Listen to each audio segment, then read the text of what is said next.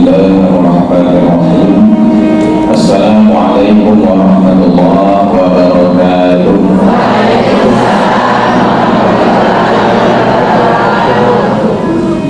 Alhamdulillah, alhamdulillahilladzi bi ni'matihi tatimmus shalihat. Wa asyhadu an la ilaha illallah wahdahu la syarika lah. Wa asyhadu anna sayyidana Muhammadan 'abduhu wa rasuluh alladzi la nabiyya wa rasula ba'dahu wa sallallahu alaihi wa alihi wa ashabihi wa baraka wa sallam. Amma ba'd, faqala Allah ta'ala fil Qur'anil 'azim. A'udzu billahi as-sami'il 'alim minasy syaithanir rajim. Bismillahirrahmanirrahim. Innahu min Sulaiman wa innahu bismillahirrahmanirrahim. Shadaqallahul 'azim. Ibu-ibu majelis taklim sekecamatan Pau yang dimuliakan Allah, segala puji hanya bagi Allah yang kita senantiasa bersyukur kepadanya. Allah jadikan pada pagi hari ini kita berkumpul di dalam majelis yang mulia ini bersama orang-orang yang baik, dalam agenda yang baik, dengan tujuan yang baik, di tempat yang baik, dalam keadaan yang baik.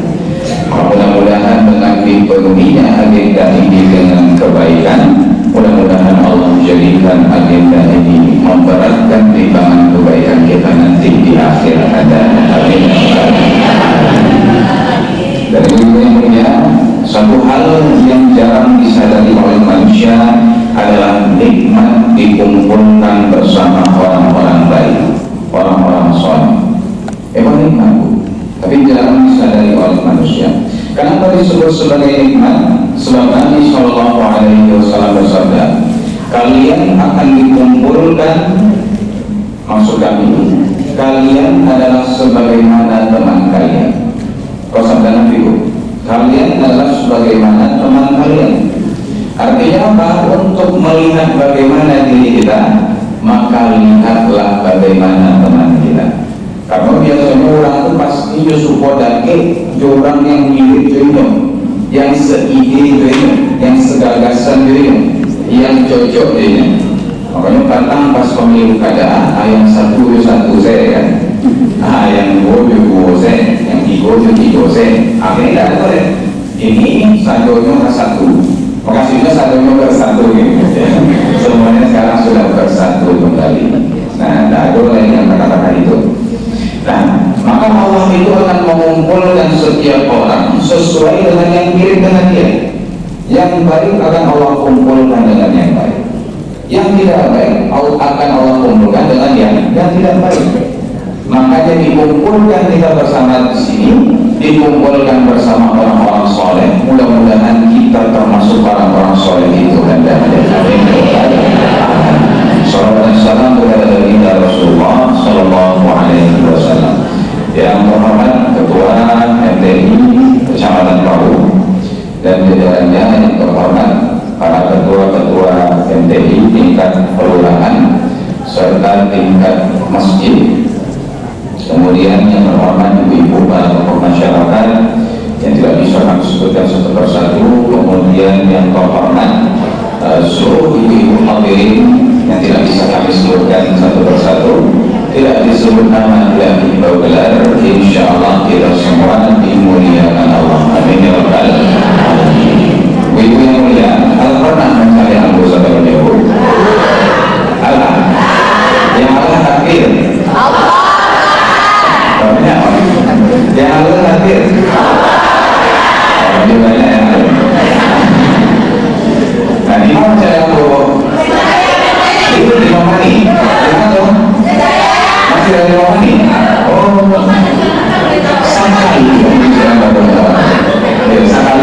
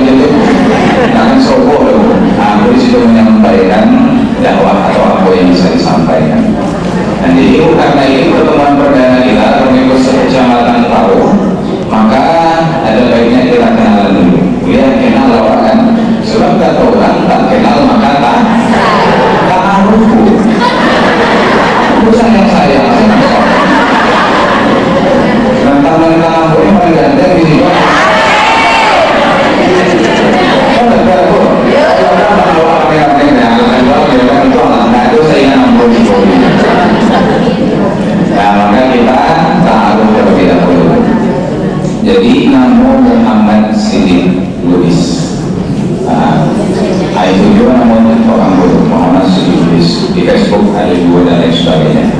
Biasa dipanggil sini. Tinggal di mana? Di Padang Baru. Padang Baru kok dan ke Kamsis, dari Masalah itu, dari Hotel Ibis, dari Telkom, dari Masjid Syekh Ahmad Khatib Al-Nawawi. 8 jam namun ini kan nggak masih raya Sumbalik, tapi lalu singkatannya Masjid Raya Saka Syekh Ahmad Khatib Al-Nawawi, disingkat Saka.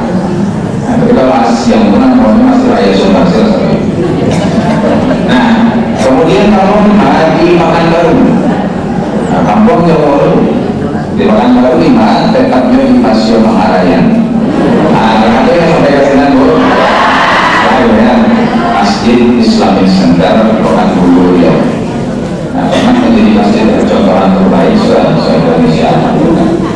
Kemudian yang paling penting yang aku sampaikan Bu, kamu adalah keluarga.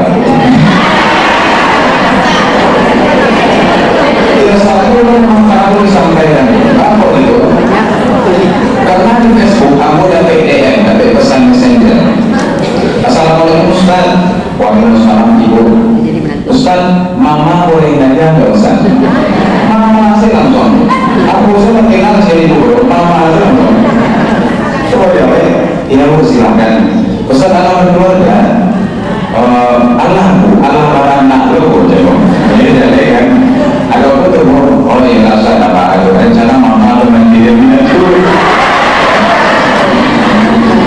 Apa yang mau terima kasih Bu? Oh iya, aku terima kasih atas nyimpan Ibu. Kan gue tahu nyimpan itu kita tahu gue sampaikan alat keluarga. Jadi sejak saat itu dia ambil Sobojo majelis yang baru aku sampaikan Bu. Kalau Ibu nggak tahu berani. Ya ini hanya untuk mencari suasana saja. Ya, karena kita ada di jam 9 di sini sudah hampir saja. Nah Ibu yang memuliakan. Adapun materi yang akan kita bahas, oh iya, sebelumnya aku juga menyampaikan bahwasanya musiko pengganti kebetulan lagi kosong. Ada yang salah lagi kok untuk hadir dari sini kebetulan lagi kosong. Pesan Muhammad Yunus lagi menelpon. Ya sebelum hijau tuh. Ayolah, sampai ke aku sampaikan dulu, aku selesai dulu kan kamu. Jadi Ustaz Muhammad Yunus dari pagi makan kurang fokus kita jam 8 sama ramai masalah. Nah beliau minta gantian karena beliau dalam keadaan kurang sehat. Kata beliau aku ganti gunung aku atau semacam itu. Jadi kita berdoa kepada Allah, mudah-mudahan Allah mudahkan urusan beliau, Allah sempurnakan beliau, dan Allah menjadikan bisa beraktivitas kembali seperti biasa. Nah, hari ini yang memakai dari Ibu ya. Aku bacakan dari Ibu. Ini kan, ini kan Ibu kan 5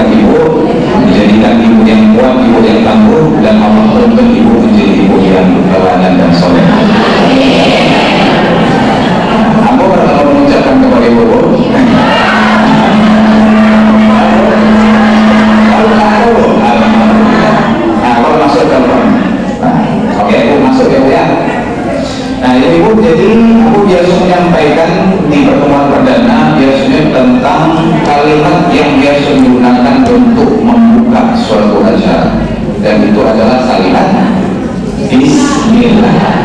Nah, jadi kita buka pertemuan perdana kita ini dengan membahas Bismillah. Landasan kita apa? Al-Quran surah Al-Jumu'ah ayat yang ke-10. A'udzubillahi minasyaitonir rajim. Wa dzkurullaha katsiran la'allakum tuflihun. Banyak-banyaklah kamu menyebut nama Allah agar kamu beruntung. Jadi ayat itu menyuruh kita untuk banyak-banyak berzikir.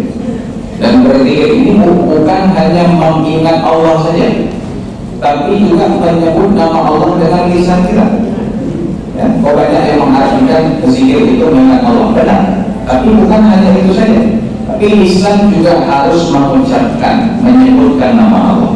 Karena dalilnya pernah ada seorang sahabat bertanya kepada Rasulullah, ya Rasulullah, syariat Islam ini banyak sekali.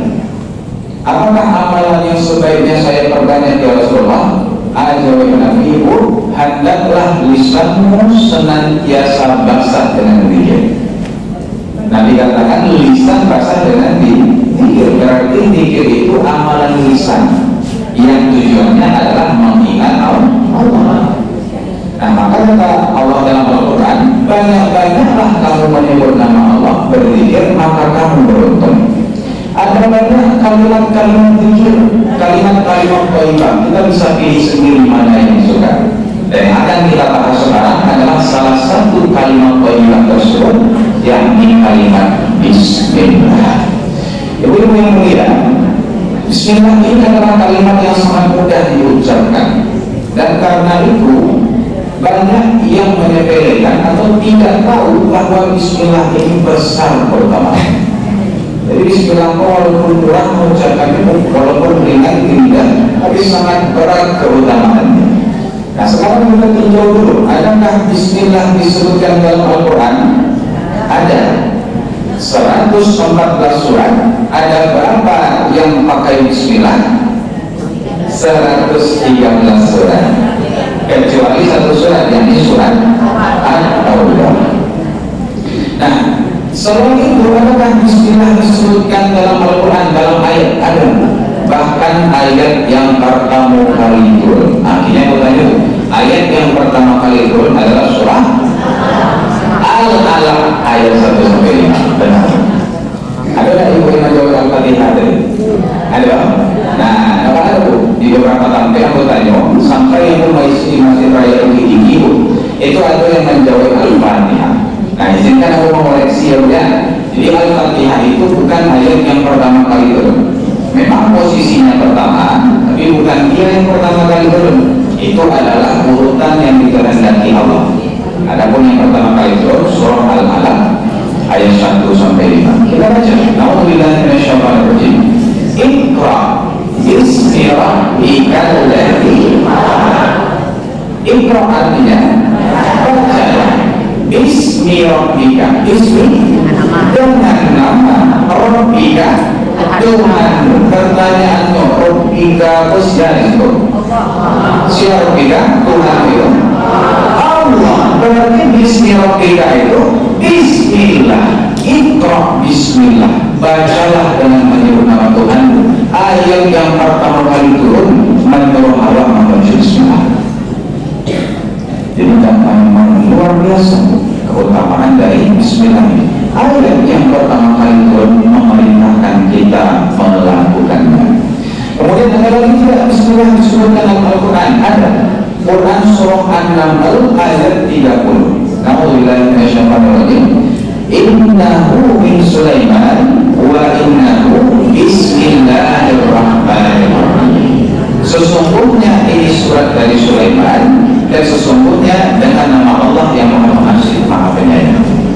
Jadi ayat itu menceritakan Nabi Sulaiman menulis surat kepada seorang ratu, tapi bukan surat cinta, melainkan surat ajakan masuk Islam. Dan beliau memulai suratnya dengan menulis Bismillahirrahmanirrahim. Hikmahnya apa? Bismillah bukan hanya rancak diucapkan, tapi juga bagus dituliskan. Diucapkan bagus, dituliskan juga bagus. Maka bagi murid yang ustaz dan barangkali atau yang guru, aku di papan tulis surat dengan Bismillahirrahmanirrahim. Atau suwe misalnya kan, atau anak mau skala segala macam, boleh dengan bismillah. Bagus, ada berkahnya situ, ada kebaikan. Sunnah Nabi Sulaiman alaihissalam. Nah, ini dimuliakan Allah. Sekarang yang menjadi inti pembahasan kita, keutamaan kalimat bismillah itu sendiri. Nah, apa saja keutamaannya? Yang pertama, dalam hadis riwayat Imam Ahmad, Nabi Shallallahu Alaihi Wasallam bersabda, "Kullu kalamin aw amrin tibatin, la yuftahu bi dzikrillah, aw bismillahirrahmanirrahim." Setiap perkataan, setiap amalan, pekerjaan, agenda, aktivitas, acara yang tidak dimulai dengan menyebut nama Allah atau dalam redaksi yang lain tidak dimulai dengan membaca bismillah atau bismillahirrahmanirrahim, fahuwa abtar au aqtam, maka dia terputus. Nah, jadi setiap perkara yang tidak dimulai dengan bismillah, maka dia terputus. Terputusnya dari apa? Dari pahala. Ini yang pertama. Maka tidak membaca bismillah memutus pahala, membaca bismillah mendatangkan pahala. Ini keutamaan yang pertama. Makan, minum, aktivitas sehari-hari itu hukumnya mubah. Ibu menyapu rumah, ibu memasak nasi, ya, ibu kain kapasa dan lain-lain, itu hukumnya mubah. Dan ada sunnah, ada pahala. Kalau makan ibu anak dan ibu tapi kenyang, apa lagi? Kuat, ya kan? Energi, kemudian apa lagi? Mantuan ya. Nah, itu dilakukan kalau seseorang makan. Kok kita ambil contoh? Tapi kalau ibu makan dimulai dengan membaca bismillah, bukan hanya dapat itu saja, dapat siapa? Apa itu? Dapat pahala. Ibu mulai dengan membaca nama Allah, kemudian ibu niatkan ikhlas karena Allah, maka menjadi amal soleh perbuatan tersebut. Maka ini konsekuensi yang pertama, membaca bismillah mendatangkan pahala, menjadikan agenda kita itu dihitung sebagai amal soleh. Konsekuensi yang kedua, misal ada orang punya lapangan, jadi makan nasi, dek tak aja, dek lapangan apa? Makan nasi pun tak pakai mamunya, langsung berdua misalnya. Ayah dia katakan itu di Bogor. Lain pernah ibu mencari orang tua itu. Ada orang yang begitu. Aduh, bila itu buka YouTube, cari Tanboy pun. Nah, Tanboy pun YouTuber, makan sih YouTube tuh. Jadi apa vlogger gitu kan. Dia pernah dalam satu kontennya punya makan nasi tanpa mamunya. Jadi nasi itu langsung dulu. Bisa masuk jadi ini aku kadang bilang ton gitu. Mungkin cuma kalau bisa kan. Nah, bisa ada orang makan aja, jadinya langsung dulu ada pakai mamunya. Kiro itu dalam nasi itu ada air saran itu. Pas dulu kita sampai kita cakap ibu isoi maksudnya. Ibu aja di situ. Oke. Tapi di awal sebelum memulai makannya, tidak lupa membaca bismillah, insya Allah matinya husnul khatimah. Kenapa? Karena mati dalam keadaan beramal soleh. Jadi dapat pahalanya, dan anda kita mati melakukannya, insya Allah dihitung sebagai amal soleh. Maka bismillah ini sangat penting, Bu. Makanya Nabi menganjurkan kita, ya, sebut nama Allah. Apabila melakukan aktivitas kerja tertentu, mulai dengan membaca bismillah. Apalagi pekerjaan yang sifatnya ekstrim, berbahaya, berisiko tinggi, misal mengganti gas. Ibu kalau di rumah memang mengganti gas, ibu atau apa? Apa? Ibu. Nah, bagi ibu-ibu yang menjawab apa semua? Kan ibu malah gas dulu. Kemudian kalau malah gas sudah apa yang malah ibu aman, kurang dari ibu ya. Kadang tangannya goyang sekali kan, apa tangannya takut otot gitu. Kalau salah aku malah ibu kan. Nah, ibu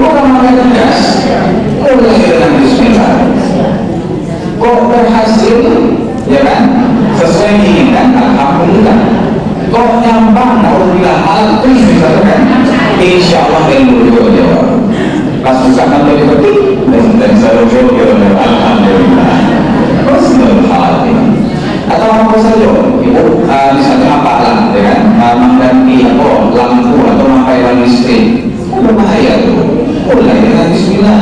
Naik ke lonteng, mempailan aku, tentelah, atau kue rusak. Mulai dengan Bismillah. Apa saja yang terjadi, insya Allah kesudahannya bagus bagi kita.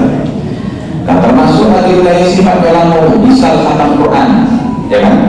Atau misal pelantikan MTI. Aku seminggu yang lalu diminta misi pelantikan MTI dihadiri oleh Buya Menis Nasir. Jadi beliau pasca beliau terpilih, ya kan? Luar biasa. Jadi kita itu mulai jam 2, aku mulai ceramah jam B.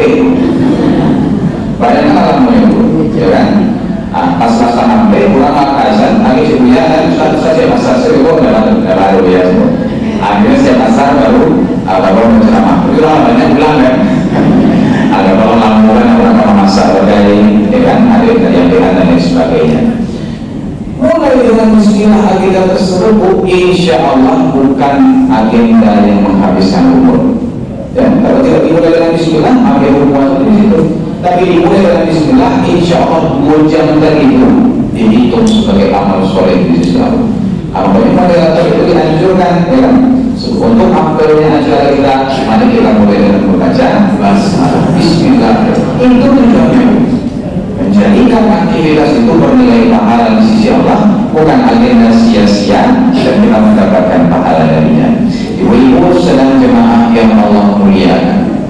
Maka ini keutamaan yang pertama. Kemudian yang kedua, ya, tadi yang saya sampaikan, tidak membaca Bismillah maka terputus. Yang pertama terputus dari pahala, yang kedua terputus dari berkah. Yang artinya apa? Membaca Bismillah, keutamaan yang kedua, mendatangkan berkah. Salah ngomong itu ada pandangan atau berkah. Tapi kalau aku makna berkah sebenarnya. Berkah itu artinya manfaat yang besar, kebaikan yang banyak, karunia Allah yang luas, yang Allah datangkan kepada makhluknya. Nah, untuk lebih mudahnya kita ambil contoh. Nabi Muhammad SAW ketika masih bayi, beliau disusui oleh ibunda. Siapa yang bersuara Nabi? Halimah As-Sa'diyah, ibunda Halimah dari Bani Sa'ad. Jadi Halimah As-Sa'diyah digabungkan Halimah As-Sa'diyah. Nah, ini jadi ketika menyusul Nabi Muhammad itu terjadi hal yang tidak biasa. Jadi sebagai info bagi kita, Nabi Muhammad disusuan selama 2 tahun di kampung ibunda Halimah. Jadi kampung itu selama 2 tahun penyusuan terjadi hal-hal yang menakjubkan. Apa saja itu? Yang pertama, ternak ibunda Halimah berkembang biak dengan pesat. Ya, nah, bagi ibu-ibu yang membaca surah Nabawiyah pasti sudah mengetahui hal ini. Jadi kambing-kambing beliau itu bertambah gemuk, air susunya bertambah banyak, apalagi berkembang biaknya juga banyak. Sampai-sampai heran tetangga, aku kambing Halimah aku kadang-kadang borong. Jadi saya bagaimana menurunkan karena kambing Halimah itu mencari makan. Jadi kambing Halimah itu pandai mencari makan teman-teman kadang-kadang badannya. Tapi yang menurunkan ke tetangga aku, dan kambing tetangga kau tetap boleh-boleh, kambing ibunda Halimah bertambah ilmu itu. Gak kuat maksudnya, kan itu istilahnya ini, kan itu pakai istilah modern begini. Kemudian apa lain? Ya, aja hubungan yang lain tuh. Yang pertama selesai loh, kan? Allah yang baru ini alat dan rasa. Ya. Kemudian tanaman-tanaman ibunda Halimah juga berkembang biak dengan besar. Buah-buahnya masak, ranum, manis, ladangnya parang, tumbuh dengan subur. Itu ibunda Halimah yang menguasai menjadi berkecukupanmu. Ya. Bahkan di malam pertama ketika Nabi SAW itu mereka susui, mereka mendapatkan air susu yang banyak dari ternaknya, dan mereka tidur lelap pada malam itu. Ada Ibunda Halimah, seumur hidup belum pernah kami tidur senyenyak ini. Itu hari pertama menyusul Nabi, langsung dapat karunia yang luar biasa dari Allah. Minum susu sebanyak-banyaknya sampai tidak habis aja susu dan itu. Ini Ibunda Halimah penuh dengan kesenangan, penuh dengan kemudahan, penuh dengan kebahagiaan. Sejak kapan? Sejak menyusui Nabi Muhammad Sallallahu Alaihi Wasallam. Pertanyaannya, dari manakah datang keajaiban tersebut? Dari Allah Subhanahu Wa Taala. Jalannya lewat siapa? Berkah Nabi Muhammad. Berkah Nabi Muhammad. Siapa nanya beliau? Bukan aku. Itu bukan kitab Sirah Nabawiyah yang paling populer, Syekh Sofiyurrahman Al-Mubarakfuri yang menyusunnya. Apa kata beliau dalam kitab tersebut? Dicatat kata Ibunda Halimah dan keluarganya, sumber bayi yang aku susui ini membawa berkah bagi kami semua. Itulah yang dimaksud dengan berkah. Jadi kambing-kambing bisa bertambah gemuk, air susunya bisa bertambah banyak, ladang bisa tumbuh dengan subur, buah-buahannya masak, ranum, manis. Itu yang beliau bansai menjadi berkecukupan. Berkah Allah datang kepada mereka lewat perantara Nabi Muhammad Sallallahu Alaihi Wasallam. Dan itu terjadi sekali dua kali kacau. Pernah Nabi dalam perjalanan hijrah bersama Abu Bakar singgah di kemah Ummu Ma'bad. Ditanyakan oleh Nabi, adakah yang bisa engkau berikan untuk menjamu kami? Nah, itu di Ummu Ma'bad. Ada seekor kambing kami, tapi tidak ada Yesusnya lagi. Bawa kami ke Nabi. Dihadapkan kepada Nabi. Nabi pun membaca doa tertentu.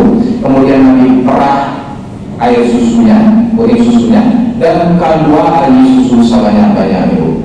Padahal kambing itu tidak ada susunya, satu tetes pun tidak ada. Semua orang yang istirahat di kemah Ummu Ma'bad minum susu sampai kenyang. Nabi dan Abu Bakar minum susu sampai kenyang, Ummu Ma'bad minum susu sampai kenyang. Bahkan Nabi masih memerahkan air susu berember-ember untuk keluarga Ummu Ma'bad. Kemudian setelah Nabi pergi dengan Abu Bakar, pulanglah suami Ummu Ma'bad dari menggembala. Pilihan banyak air susu, dia tanya, ibu air susu dari mana? Dari kambing awal yang siap itu. Pulangnya ada air susunya lagi. Iya, kata Ummu Ma'bad. Tetapi tadi datang seorang lelaki yang diberkahi kemah kita ini, dan dia memerahkan susu untuk kita. Lagi-lagi berkah yang disampaikan di situ. Sumber kitab Sirah Nabawiyah. Dan banyak lagi contoh-contoh itu. Maka berkah ini erat kaitannya dengan mukjizat. Nah, itu yang kita bahas berkah Nabi Muhammad. Kini yang kita bahas itu berkah kalimat Bismillah. Kalimat Bismillah pun mendatangkan berkah puluh.